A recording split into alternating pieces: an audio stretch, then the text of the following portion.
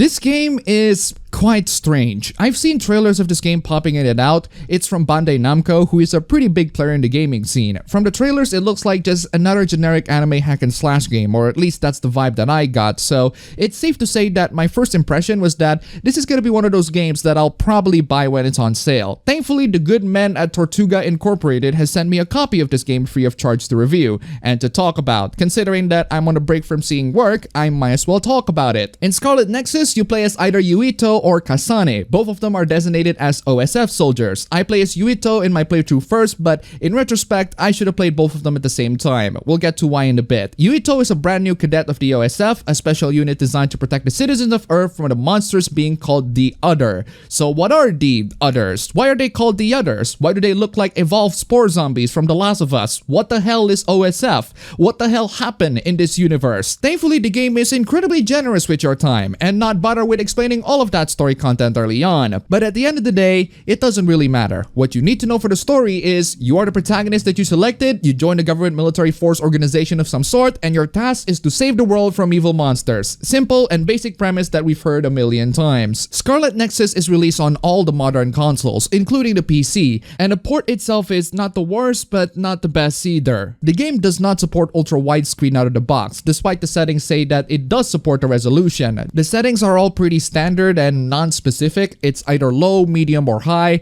Nothing much to discuss there. The game runs pretty well at 60 FPS plus on my laptop, but then again, my laptop is an RTX 3060 and an 8-core Intel, so of course it's gonna run just fine. From the system requirements alone, I don't think this game is gonna be a huge stressor, and even if you couldn't meet the recommended requirements, you can just lower the settings. But despite the settings menu being rather lacking in options, the game is pretty vibrant and colorful. The 3D cel-shaded anime art style has been done a lot of times in many anime games before, particularly the ones that are actually based on mangas and animes made by Bandai Namco, but this one is very polished and very smooth. The characters look really nice and the animations are amazing. What might be a problem to some of you is how the game doesn't utilize these animations that much in the story. The game delivers the cutscenes through kinetic 3D comic panels rather than a typical game cutscene, which, as far as presentation goes, is not the most visually moving way to present it, and some people might have a problem with it. Personally, I actually really like it. This style of narrative presentation is easy to program, easy to animate, and therefore costs less for the entire thing, which means that it's a lot easier to produce scenes where the characters interact with each other. While the 3D anime art style is nothing new, the characters are really expressive, and the panels being shown did a good job in replacing the descriptive text boxes parts in visual novels so that we can get straight into the characters' dialogues. Then again, I'm very biased towards visual novels, as in, I love visual novels. I mean, Persona's story bits are technically speaking just machinimas with visual novel panels, and I don't mind that either. So, in terms of narrative presentation, this motion comic is at least a step better over character portraits with text boxes on the bottom. At least it's not that moment in Nier where you had to read through a freaking novel to get past a level. Speaking of novel, let's talk about the story. Scarlet Nexus's story doesn't seem to be something that really caught my interest at all. I didn't expect much out of the story other than it being a generic action sci-fi anime storyline. I mean, just from the trailers alone, there's way too much sci-fi fantasy stuff that it's probably just gonna be something generic anyway, and it entirely meets my expectations. But that said, this game managed to do something quite rare for JRPGs to me, which is to absolutely nail it in the first impressions. When I start the game off, the game gives me two characters. This is the first time where I completely break the rules that I always do with RPGs, which is to play as a female character, and let me explain why. The character descriptions for Yuito and Kasane pretty much describe their role in the story. Yuito is more of the typical newbie shonen protagonist, and Kasane is more like the elite ace side character who is really good at her work. So playing as the elite side character first seems a bit odd to me, especially when a more interesting journey can be had on the perspective of the newbie, because we also learn about the world as the newbie as well. Now, do you need to actually play as both in order to enjoy the full experience of the game? Yes, actually, absolutely you have, but not in the way that you think, and I'll explain why in a bit. The one thing that stands out a lot to me in Scarlet Nexus was the character interactions. They are incredible. There are loads of character dialogues for both protagonists and other linkable characters in the story. In just the first 30 minutes alone, you are confronted with loads of character dialogue shown in both story bits and text messages in the game. But that's a great thing, because the more dialogues you have in the game, the more you know the characters as people and how they interact with each other in normal circumstances. this. Granted, the writing and the dialogues aren't exactly stellar. There are some really heavy-handed expositionary dialogues that aren't naturally interweaved well throughout the story, but they serve the purpose of truly showing the characters' personalities, and they're several leagues better than the quippy and degrading Joss Whedon-style dialogues that a lot of Western AAA games seems to really love to adopt these days. And yes, the game has bonding mechanics. I mean, that just makes it so much better. Granted, the characters are filling up all sorts of anime cliches and archetypes that are so generic,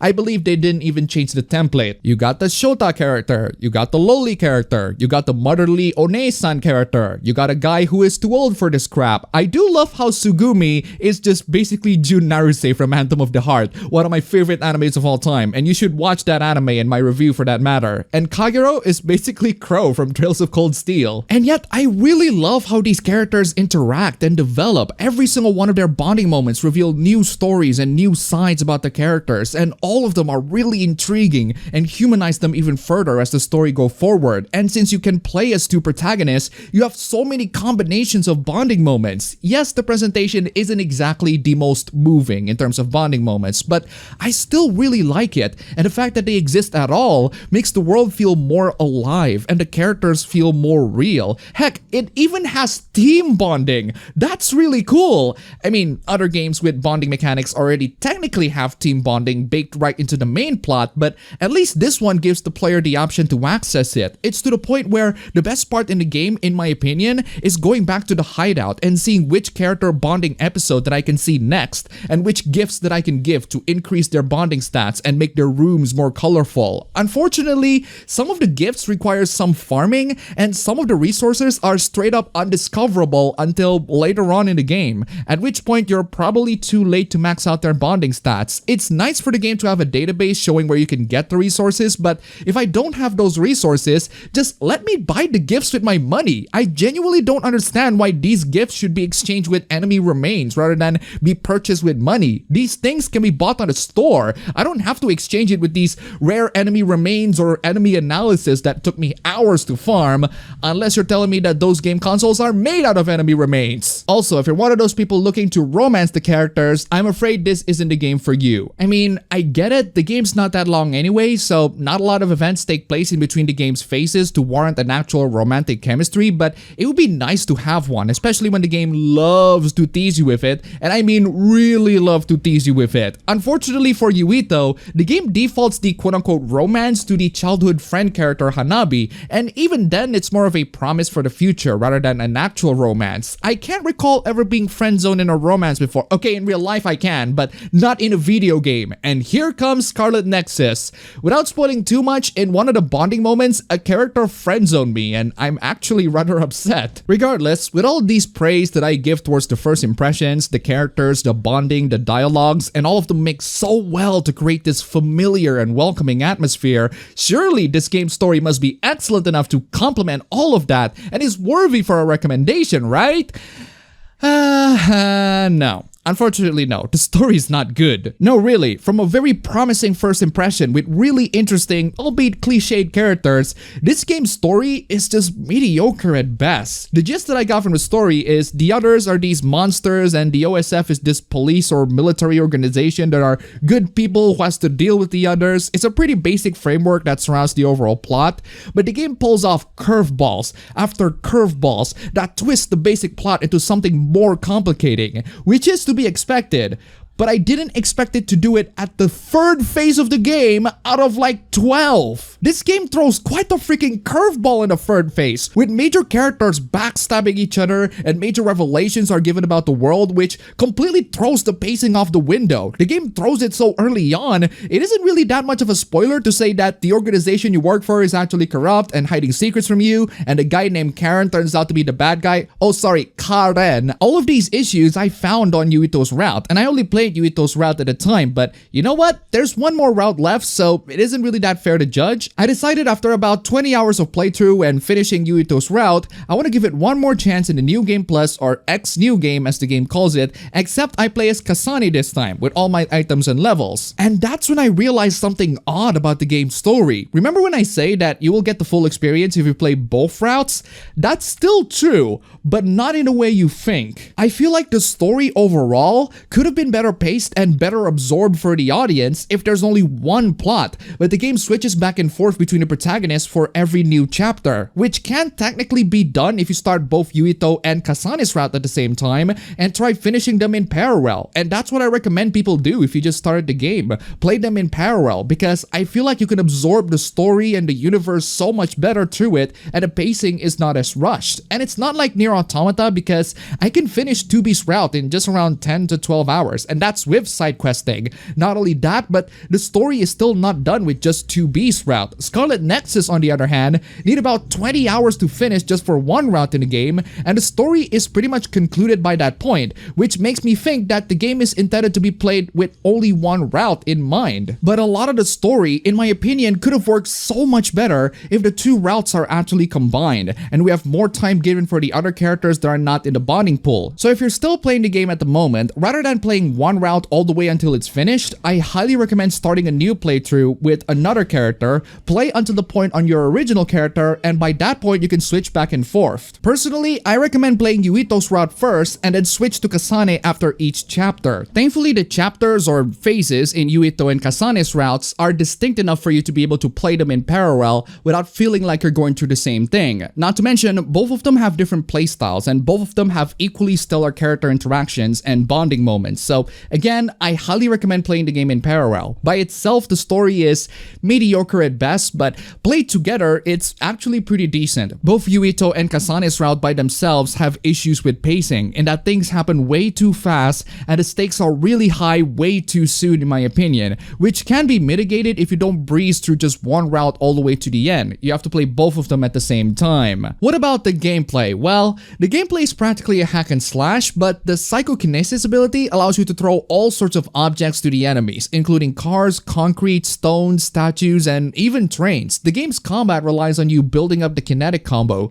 where you're switching back and forth between slashing the enemies and throwing rocks at them. The more you do it, the better you are in hurting them. You're also accompanied with a couple of companions that can give you all sorts of perks and buffs and skills and all of that. I was enjoying myself playing the game on a normal difficulty right until the game decides to do that really stupid trope where in order to proceed you have to lose the fight. That's when I realized how incredibly unbalanced the damage distribution is. Even though you're in the same level as the enemy, they can practically reduce your health in just a couple of hits, while the enemies absorb all the damage you gave to them. But that's not even the worst part. It seems that in a normal difficulty, the game expects you to grind because some of the enemies are at a slightly higher level than you as you get through the game, which isn't that much of a problem if the combat isn't that hard to get used to, which is unfortunately not the case. The combat is going to take quite a while for you to get used to, especially the perfect dodge mechanic. That can really save your butt if you're facing against the bosses, but if you haven't learned a thing or two about how to do it, it's your butt that's going to get wiped clean. So at some point in the game,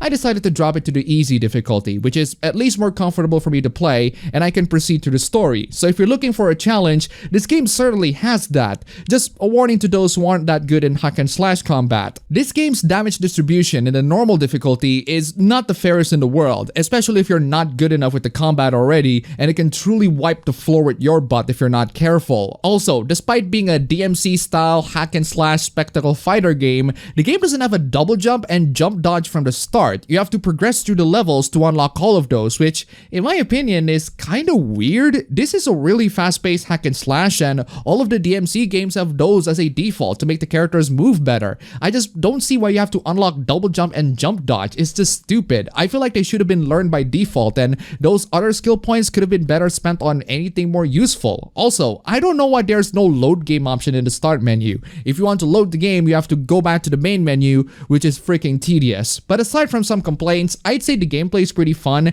and adequate enough for both hack and slash beginners and experts. It's just that the combat is gonna take some time to get used to. The damage distribution is a little unfair on the normal difficulty in my opinion. There are so many combinations of powers and elements that you have to consider as you fight your way through the enemies. The targeting system is absolute garbage, and the dodge mechanic doesn't always register as perfectly as I want it to be, but it's still at least fun to play. Overall, I didn't expect Scarlet Nexus to be a banger. It's gonna be just a perfectly adequate game that can fill in enough time for those who are interested in an action JRPG that does just enough to impress without its flaws being too apparent. And honestly, that's exactly what I got. I really enjoyed this game. I enjoyed the characters, I enjoyed the gameplay. The story wasn't that great, or at least if you play only one route, and I have some issues with the gameplay, but it's a good experience overall.